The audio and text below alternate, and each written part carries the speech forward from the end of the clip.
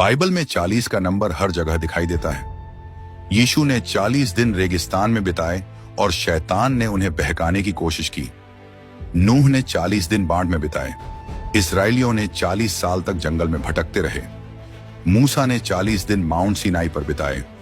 Bible में 40 का number एक खास ताकत रखता है जो शायद अब तक किसी ने नहीं देखी हो। यह सिर्फ दिनों या सालों का नंबर नहीं है। लेकिन रुकिए, अगर मैं आपसे कहूं कि 40 का नंबर आज की जिंदगी के लिए भी एक संदेश लाता है, तो आप क्या सोचेंगे?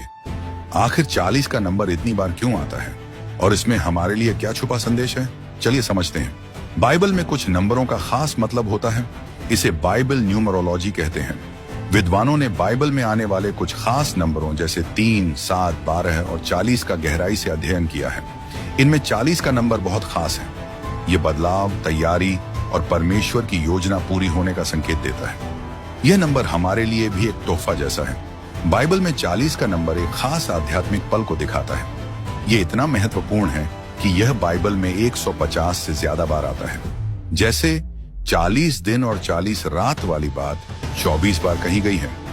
यह हमेशा किसी परीक्षा, मुश्किल समय या सजा के साथ जुड़ी होती है। चलिए पहले उदाहरण से शुरू करते हैं। जब इस्राएली 40 साल तक जंगल में भटकते रहे, यह समय उनकी परीक्षा और नए देश में प्रवेश की तैयारी का था। बाइबल में लिखा है, तुम्हारे बच्चे 40 साल तक यहाँ चरवाहे बनकर रहेंगे और तुम्हारी बेवफाई के कारण दुख उठाएंगे जब तक तुम्हारी पीढ़ी जंगल में खत्म न हो जाए। 40 साल तक तुम अपने पापों के लिए दुख सहोगे और जानोगे कि मेरे खिलाफ होना क्या होता है। लेकिन 40 के इस नंबर से जुड़ी सबसे बड़ी सच्चाई अब तक छुपी हुई है। इसे जानने के लिए अंत तक देखते थे रहिए। मिस्र से भागने के बाद इजरायली बहुत मुश्किल में थे। अब वे कहां जाएं? परमेश्वर ने उनके लिए एक वादा किया हुआ देश तैयार किया था, लेकिन एक समस्या थी। उस समय की इस्राएली पीढ़ी को परमेश्वर की योजना पर भरोसा नहीं था, इसलिए वे उस देश में प्रवेश नहीं कर पाए। इसी कारण इजरायली 40 साल तक जंगल में भटकते रहे, नई पीढ़ी के तैयार होने का इंतजार करते हुए। यह बात गिनती 14 में समझाई गई है। 40 साल क्यों? क्योंकि यह एक ऐसा समय है जो परीक्षा और बदलाव का संकेत देता है। बाइबल में लिखा है कि जंगल की यात्रा सिर्फ भटकने का समय नहीं था, बल्कि यह एक उद्देश्य के साथ कुछ छोड़कर कुछ पाने की यात्रा थी। लेकिन अगर आप उस समय के इजरायलियों से पूछते, तो क्या आपको लगता है कि वे समझते कि उनकी यात्रा का कोई संदेश है? शायद नहीं, लेकिन यह समय बहुत जरूरी था ताकि वे परमेश्वर पर भरोसा करना सीख सकें। जैसा कि निर्गमन 16 में बताया गया है, परमेश्वर ने 40 साल तक उनके लिए स्वर्ग से पानी और रोटी, जिसे मन्ना कहते हैं, दी। फिर भी इस्राएली शिकायत करते रहे। उन्होंने परमेश्वर और मूसा के खिलाफ बोला, आप हमें मिस्र से बाहर क्यों लाए? क्या हमें जंगल में मरने के लिए लाए हैं? यहाँ न रोटी है न पानी, और यह खराब खाना हमें बिल्कुल पसंद नहीं। ये चीजें चमत्कारी थीं और परमेश्वर की देखभाल को दिखाती थीं। लेकिन सोचने वाली बात है, शुरुआत में इजरायली मन्ना को देखकर चकित थे, लेकिन कुछ समय बाद उन्होंने इसकी कदर करना बंद कर दिया। आप सोच सकते हैं, उन्होंने इस रोज के चमत्कार को नापसंद करना शुरू कर दिया। मन्ना सिर्फ खाना नहीं था, यह यीशु मसीह का प्रतीक था, जो जीवन की रोटी है। इस्राएलियों को हर दिन परमेश्वर पर भरोसा करना सिखाया गया था। अब सोचिए, क्या आप और मैं भी कभी इस्राएलियों की तरह व्यवहार करते हैं? क्या हम परमेश्वर के दिए हुए आशीर्वाद और मदद को नजरअंदाज करते हैं? आप और मैं भी कभी कभी अपनी जिंदगी में ऐसा समय देखते हैं जब हमें लगता है कि हम कठिनाइयों के जंगल में हैं। ऐसे समय में हम परमेश्वर की मदद को पहचान नहीं पाते और जल्दी से शिकायत करने लगते हैं। जब 40 साल पूरे हुए तो मूसा ने नई पीढ़ी को परमेश्वर की वफादारी याद दिलाई। उन्होंने कहा, तुम्हारे परमेश्वर ने तुम्हारे हर काम में तुम्हें आशीर्वाद दिया है। इस बड़े जंगल की यात्रा में उसने तुम्हारा ख्याल रखा है। इन 40 सालों में तुम्हारा परमेश्वर तुम्हारे साथ रहा है और तुम्हें किसी चीज की कमी नहीं हुई। इजरायलियों की कहानी, जिन्होंने 40 साल जंगल में बिताए, हमें धैर्य, भरोसे और परमेश्वर के अटूट समर्थन के बारे में सिखाती है। जब भी हमें किसी मुश्किल का सामना करना पड़े, तो इस्राएलियों की कहानी को याद करें। कई बार हम परमेश्वर की रोजाना दी जाने वाली मदद को नहीं समझ पाते। हमें 40 के नंबर को परीक्षा, बदलाव और परमेश्वर के प्रति विश्वास का प्रतीक मानना चाहिए। अब 40 के नंबर का एक और उदाहरण देखते हैं। क्या आपने कभी सोचा है कि नूह की कहानी, जब 40 दिन और 40 रात बारिश हुई, का क्या मतलब है? बाइबल में लिखा है, 7 दिन बाद मैं धरती पर 40 दिन और 40 रात बारिश भेजूंगा और जो भी जीव मैंने बनाए हैं उन्हें मिटा दूंगा। और नूह ने वैसा ही किया जैसा परमेश्वर ने उसे कहा। उस समय नूह की उम्र 600 साल थी जब बाढ़ का पानी धरती पर आया। इस वचन में परमेश्वर नूह को बताते हैं कि एक बाढ़ आने वाली है जो 40 दिन और 40 रात चलेगी। यह बाढ़ धरती पर फैले भ्रष्टाचार का जवाब थी। लेकिन 40 दिन क्यों? नूह के लिए यह 40 दिन बाढ़ के कष्टों को सहने और एक नई साफ सुथरी दुनिया में प्रवेश करने का समय था। यह 40 दिन एक परीक्षा थी जिससे गुजरकर नूह और उनका परिवार एक नई और शुद्ध दुनिया में पहुंचे। उत्पत्ति 7 में लिखा है कि बाढ़ के पानी ने जहाज को उठाया।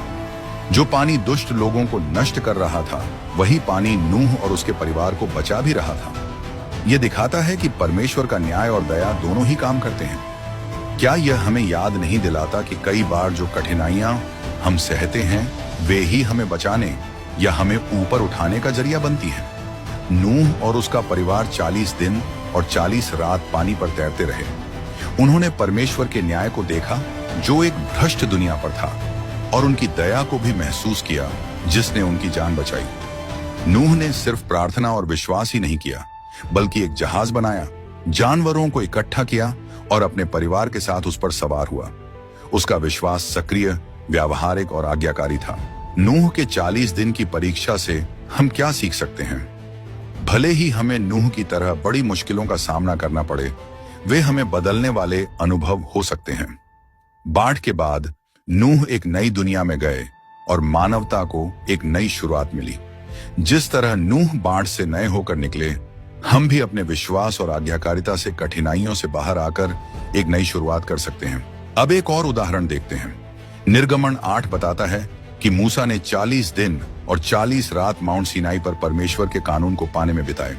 2 बार मूसा ने बिना खाना खाए और बिना पानी पिए परमेश्वर पर पूरी तरह ध्यान केंद्रित करते हुए 40 दिन और 40 रात सीनाई पर्वत पर बिताए। इसी दौरान उन्हें 10 आज्ञाएं मिली। यह बात निर्गमन 24 और 34 में समझाई गई है। मूसा कहते हैं, मैं फिर से 40 दिन और 40 रात परमेश्वर के सामने झुका रहा। मैंने न रोटी खाई न पानी पिया, क्योंकि तुमने पाप किया था, परमेश्वर की नजर में गलत काम करके उनका गुस्सा बढ़ाया था। यह वचन उस दूसरे 40 दिनों के समय की बात करता है जब मूसा परमेश्वर से उन लोगों को माफ करने की प्रार्थना कर रहे थे जिन्होंने सोने के बछड़े की पूजा करके पाप किया था। यह केवल एक उपवास नहीं था, बल्कि एक गहरी आध्यात्मिक यात्रा थी जिसमें मूसा ने परमेश्वर से जुड़कर उनके कानून 10 कमांडमेंट्स लियो और लोगों के लिए प्रार्थना की। लेकिन यीशु के बारे में क्या? यीशु ने भी बपतिस्मा लेने के तुरंत बाद 40 दिन जंगल में बिताए, जैसा कि मत्ती 4 में बताया गया है। यीशु को पवित्र आत्मा ने जंगल में भेजा, जहां उन्हें शैतान ने परीक्षा में डाला। मूसा की तरह यीशु वहां कोई नई शिक्षा या माफी पाने के लिए नहीं गए थे, बल्कि वह शैतान द्वारा परीक्षा देने के लिए वहां थे। बाइबल के अनुसार शैतान ने यीशु को खाने, ताकत और आसान रास्तों का लालच दिया जब वह शारीरिक रूप से कमजोर थे। यीशु ने जवाब दिया, यह लिखा है, मनुष्य केवल रोटी से नहीं जीता, बल्कि हर उस वचन से जो परमेश्वर के मुंह से निकलता है। यह कितना दिलचस्प है कि यीशु ने शैतान के प्रलोभनों का सामना करने के लिए शास्त्रों का सहारा लिया। उन्होंने हमें यह सिखाया कि मुश्किल समय में हमें परमेश्वर के वचन पर भरोसा करना चाहिए। जंगल में बिताए गए 40 दिन हमें क्या सिखाते हैं? मूसा और यीशु के लिए यह समय परमेश्वर पर ध्यान केंद्रित करने और उन पर भरोसा करने का था। उन्हें अपनी शारीरिक और आध्यात्मिक जरूरतों के लिए परमेश्वर पर भरोसा करना पड़ा। अब जरा अपनी जिंदगी पर सोचें।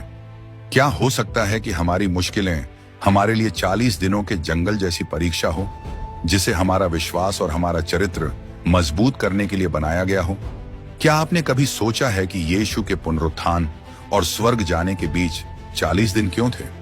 ये 40 दिन जो अक्सर ध्यान में नहीं आते, चर्च के कैलेंडर में सबसे महत्वपूर्ण समय में से एक है। क्या आपने सोचा है कि यीशु ने इस समय को धरती पर क्यों बिताया, बजाय इसके कि जी उठने के तुरंत बाद स्वर्ग चले जाते?